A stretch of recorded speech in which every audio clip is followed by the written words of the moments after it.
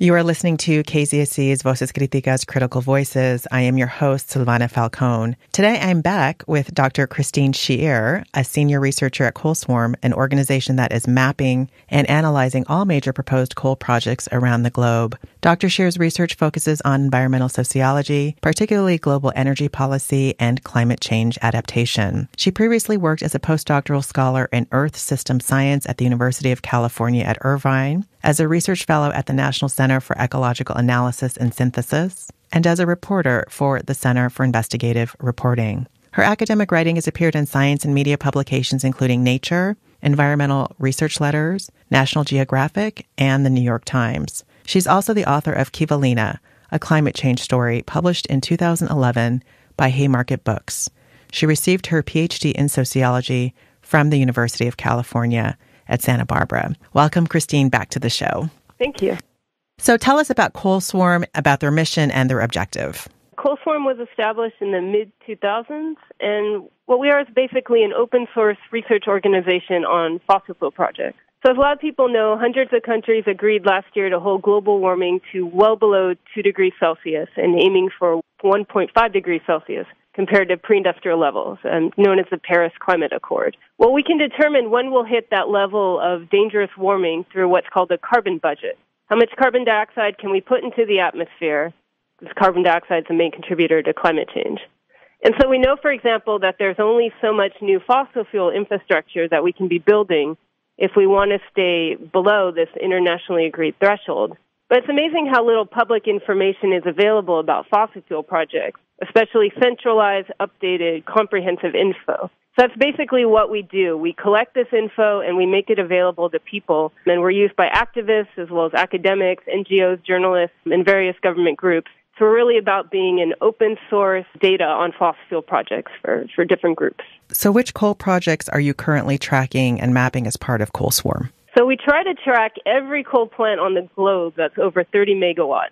So whether it's operating, retiring, or retired, or proposed. If they're proposed, we track just where they are in the permitting and construction process to help people determine which proposals are actively moving forward and which are stalled or seem to be abandoned. And so the database can act as a sort of barometer of the hot spots in coal development and also where coal is flowing. And we also track coal terminals and ports where coal is imported and exported. And we're also actually moving into oil and gas, and we're building up a database to track oil and gas pipelines and liquefied natural gas terminals, because we see a lot of this since the mid-2000s with the development and growth of fracking, which is this drilling technique to drill even deeper for oil and gas and shale formations. And so, if people in the U.S., for example, have been seeing a large growth in new wells and new pipelines. So we're tracking that, too, on the global level. So based on your research expertise, what are some of the common misconceptions that you hear about coal? Well, the biggest one is recent because of President Trump talks so much about coal. And whenever he says coal, he always says clean coal, clean coal. And even at a rally in Phoenix last month, he said the miners, they're going to take out the coal and they're going to clean it, which sparked all these jokes on Twitter. Like, does he think they're going to, soap it down and start rubbing it? I mean, that just shows he doesn't know what he's talking about. More evidence as if we needed more. Exactly, yeah.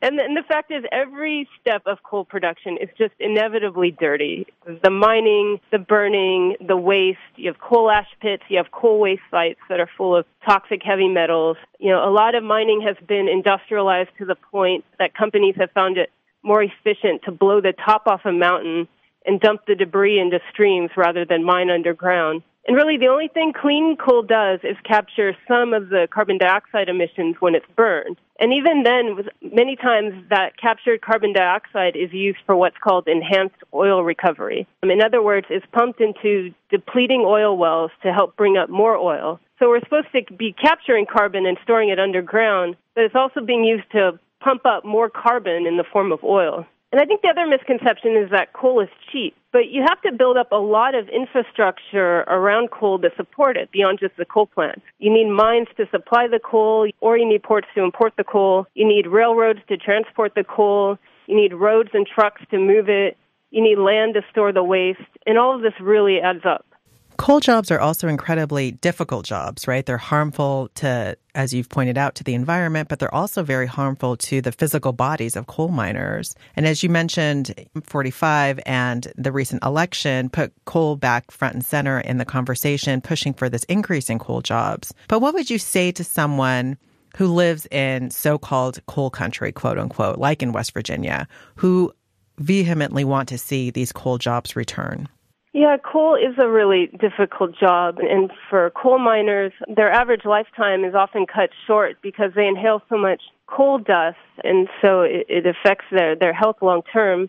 So I would say to people in West Virginia and other coal mining states, they feel left behind and that they haven't been appreciated just how much they contributed, to the industrial growth of this country. And I think that's absolutely true. But I also think we've used just too much coal too quickly. It's all over the world now, and it's having negative impacts on our air, on our water, and especially on our climate. And it's really time to diversify towards other energy choices.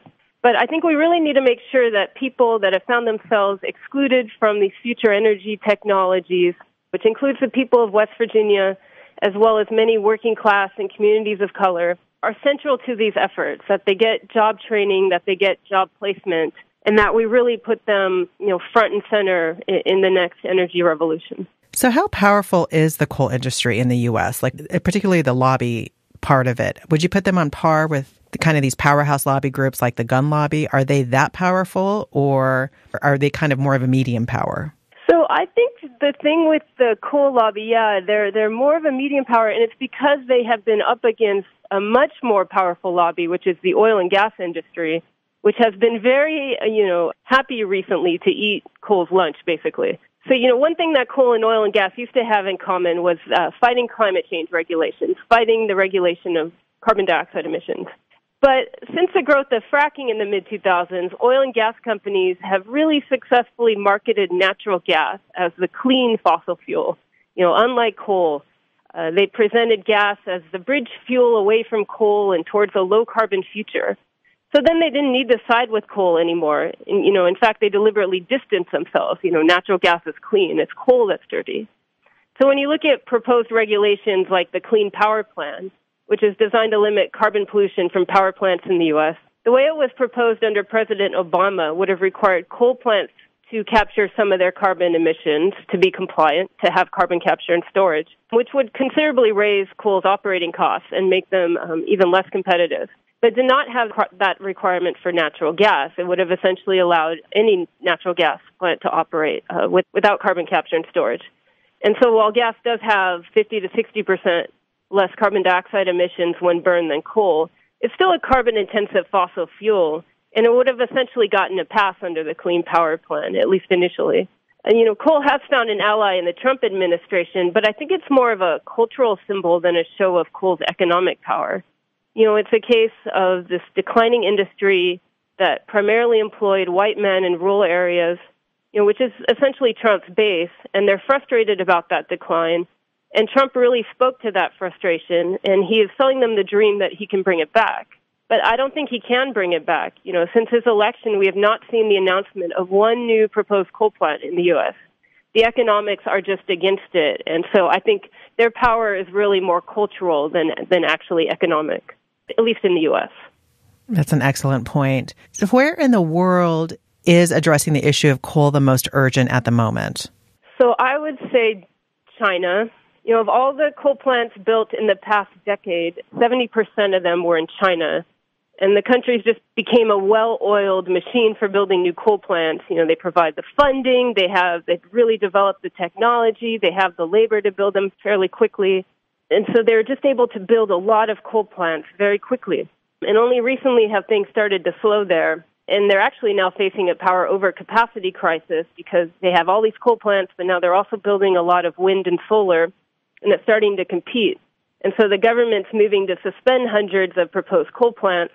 So there's some tension of whether the provincial authorities and businesses will carry out these suspensions because they're under pressure to deliver economically, and building coal plants has been one way that they've delivered on doing that. It's been an easy way to do that. So we'll see how effectively the central government is able to clamp down on new coal and whether these plants are suspended temporarily or permanently, and we really need to make sure it's permanently. In addition, India has been about 15% of new coal plants in the past decade. The price of solar there has really gone down in the past few years below not only coal plants using imported coal, but also coal plants using domestic coal, which was unheard of not too long ago. And so there's been a really big push by coal companies there to try to assert their dominance and make sure coal is still the preferred energy source. And so we'll kind of see where that goes if the government keeps trying to foster new solar and wind or basically capitulate to coal interests. But arguably, maybe the most important place to address coal is the United States, the European Union, and Australia, because we're the world's largest historic emitters. And so we have a moral duty at this point to radically bring our emissions down and to phase out, coal without carbon capture and storage, which is almost all coal. And many European Union countries have been moving in that direction, but the Australian government is really fighting it, as is the U.S. government under Trump. But globally, has there been a coal slowdown? Because you also mentioned how the economics aren't really on the side of the Trump administration. But globally, is this also kind of a downward trend that you're seeing? We are seeing a slowdown in the amount of new coal plant proposals and the amount of new construction. And that has a lot to do with, like you said, the slowdown in China and India and the U.S. and the EU. But still more coal plants are being commissioned every year and retired. So that really needs to be reversed, which means it's up to industrialized nations with these older coal plants to start phasing them out. We can't just have slower growth of coal. We need a net decline and fast if we want to meet our international climate goals. You are listening to Dr. Christine Shearer. She is a senior researcher at Coalswarm, an organization that is mapping and analyzing all major proposed coal projects around the globe. Christine, could you tell us how is the coal industry funded and whether or not there's a transnational funding stream? So actually, it's becoming very much national. Due to a large public pressure campaign on the World Bank, in 2013, they said they would end virtually all financial support for coal plants, supporting them only in rare circumstances where there are no viable alternatives. And a recent report found that they were actually indirectly funding some coal plants through their private sector arm, but it's still very small compared to a group of 20 nations and their policy and development banks and export credit agencies, which have really been growing as a source of funding for coal projects. For example, in China, because of the coal overcapacity crisis there, Chinese firms and banks are increasingly looking to invest in coal plants overseas, and they offer the funding, they offer the technology, they even offer to export the labor. And so I've seen a lot of coal projects that struggle, in different countries that struggle to attract financing, and then China moves in and gets them going. And that's also true of Japan providing coal financing and construction. And actually, a recent report by the National Resources and Defense Council found that in 2016, a group of 20 governments have financed at least $8 billion in overseas coal projects, which was 4 times as much than they were funding in solar and wind. And that's that we know about. And it's actually private banks that are starting to shy away from coal because they are just these mega projects with a lot of risk. And so in India, for example, a lot of banks have been burned by investing in coal plants that are just sitting idle because they're too expensive to be used, basically. So they're not recouping their development costs, and they can't pay back the banks for their loans. You mentioned earlier the Paris Accords, and I wondered if you could speak a little bit more about how the topic of coal and fossil fuels in general were addressed to the Paris Accords, and maybe just your overall reaction to those agreements. So the Paris Accords, even though that countries agreed to try and limit warming to well below 2 degrees Celsius, aiming for 1.5 degrees Celsius, it lets countries make their own greenhouse gas reduction goals, known as nationally determined contributions, or NDCs. And so it's really up to countries. And right now, if you add up every country's NDC that has agreed to ratify the Paris Accord, when you add it all together, it falls far short of the 2-degree goal. And so they need to be strengthened over time. And studies widely find that we need to rapidly phase out the use of fossil fuels if we want to stay well below 2 degrees of warming.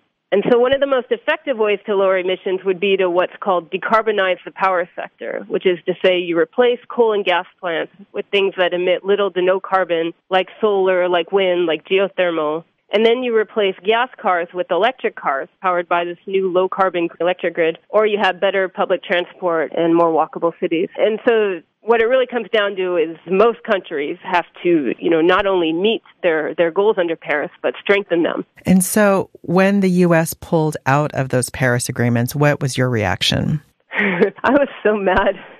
Just absolute anger. And I think the optics of it, too, that Trump did it in a rose garden with a band playing. I mean, it was something that was so serious that he was just acting like it was a reality TV show. And, this was a negotiation over 20 years in the making with hundreds of countries. And just think about how difficult it would be to get the representatives of all these countries to agree on and ratify this agreement. And so the arrogance of Trump saying that, he can renegotiate it, it would be laughable if it weren't so damaging. But I was very heartened by the response to Trump trying to pull the U.S. out. Cities, mayors, companies have all said that they are going to deliver on the Paris goals, whether the Trump administration does or not. And also, I hope people remember that pulling out of Paris is not legally binding until the day after the next U.S. presidential election. And so I really hope that we make this an issue in the next election, that whoever is running for president, that they say they will put us back into the agreement, that we're not going to pull out.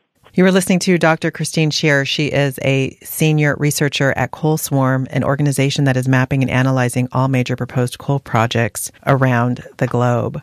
What was your reaction to the appointment of Scott Pruitt to be the administrator of the current Environmental Protection Agency? It was horror. As Attorney General of Oklahoma, Pruitt sued the EPA at least 14 times, and he actually had to recuse himself from some of his own lawsuits against the EPA when he was made the administrator of it. He had also sent letters to the EPA on behalf of oil companies, and he basically just swapped out their signature for his own regarding things like the EPA estimate of methane leakage from gas production. Natural gas is essentially methane, and parts of it leak out during the production process. And then as EPA head, he tried to delay a regulation on this methane leakage. And a court actually had to strike him down and say, your order is arbitrary. You can't just decide that you don't want to, execute a rule. You're bound to do this as EPA head. And so it's very clear whose interests he represents, and it's not the broader public. In February of this year, Trump's then advisor, Steve Bannon, who I guess is now back to running his racist blog, Breitbart, but he told the Conservative Political Action Conference that what he was after was the quote-unquote deconstruction of the administrative state. And Pruitt is just the perfect example of that. This is someone who has spent his life, his career, going after the EPA on behalf of oil and gas companies, and who essentially wants to dismantle it, and this is the person in charge of it. And he also says he wants to redebate climate science on TV, which is just absurd. In what other area do we open up debates on scientific research to public opinion? The opinion of a conservative think tank researcher funded by fossil fuel companies is not as valid as a climate scientist at a research university. It's just not. What a tobacco executive thinks about the link between smoking and cancer is not equally valid as a medical researcher. You don't put these things on TV as a show and make it for an issue for public debate. And it's just another stalling technique to put off the regulation of carbon dioxide in the U.S., which we have yet to regulate at the federal level. Yeah, all of these appointments have been fairly atrocious. Rick Perry, right, Davos on education. I mean, appointing people who don't actually believe in the mission of the agency. Connecting it to Bannon, I think, is critical, right? That was Bannon's agenda. And Trump is easily manipulated, as we can see, and appointed, Carson to HUD. I mean, all these appointments, we could just go on and on, have been fairly atrocious. Yes. And Pruitt, being a climate change skeptic, he sort of wears that with pride, I just thought was a particularly offensive appointment. So you've been working on environmental issues for well over a decade. Where would you like to see the direction of the conversation go with regards to coal, with regards to fossil fuels in general, and with regards to the environmental justice movement, whether it be now and also in the foreseeable future? September was a really unprecedented month in terms of all the extreme weather events, all the fires on the west coast of the U.S., all the flooding in Houston. There's 1,200 people that have died in India, in Bangladesh, in Nepal from flooding. All the hurricanes, there was 2 Category 4 hurricanes that hit the U.S. for the first time, and the strongest ever Atlantic hurricane, Irma. So there was heat waves that just absolutely smashed the previous heat wave in San Francisco. All sorts of records are being broken. And the damage from hurricanes Harvey and Irma in the U.S. have been estimated, it could be as much as $300 billion when you really tally all the costs. So I really hope we reach a point where we say, wow, it's just much more expensive in terms of lives, in terms of money even, in terms of so many things to keep putting off climate change than dealing with it. And what I would personally love to see in the U.S. is a Green New Deal. We institute a carbon tax. We put a tax on carbon dioxide emissions that's no longer free to just emit this very, dangerous gas into the atmosphere. And we use that to invest in new technology, new infrastructure. We replace old coal plants. We replace old gas plants. And we put the historically excluded at the center of that development.